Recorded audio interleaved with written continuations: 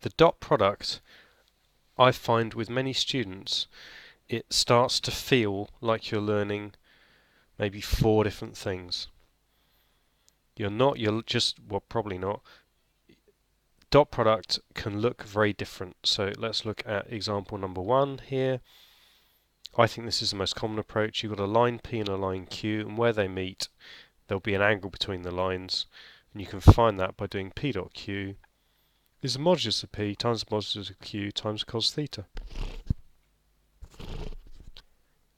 Okay, well, what if that angle theta was 90 degrees?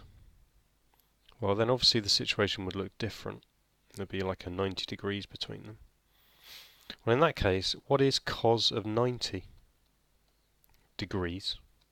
Oh, that's 0, which means the right hand side becomes 0, so it simplifies to be P dot Q equals 0.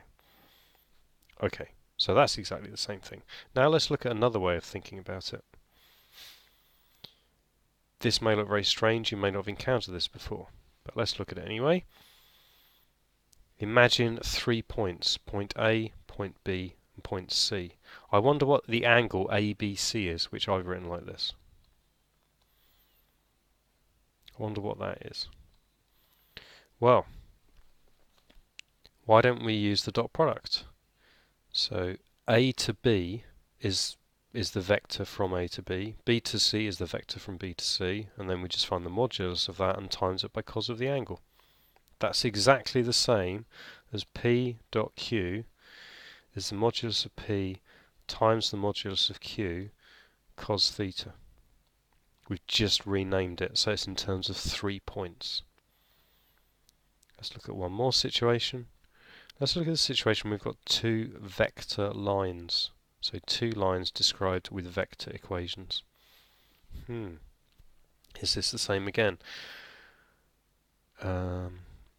We've got 2 lines and we've got an angle between them. So theta is obviously the same as before. Well, remember that, let's just look at n for a moment. Let's find a different colour. N could be any point on the line. It's just a starting point. The M is the actual direction vector. So that's telling us the direction it's going in. Q is the direction vector that's going in, which is why for this one we do Q dot M equals the modulus of Q modulus of M. And that again is exactly the same as P dot Q is modulus of P modulus of Q, cos theta. Hopefully that helped a little bit. 4 different situations, looking at how they're all exactly the same. Trying to simplify our learning by realizing that when we're learning the dot product, it's exactly the same thing every time. It can just be written very differently.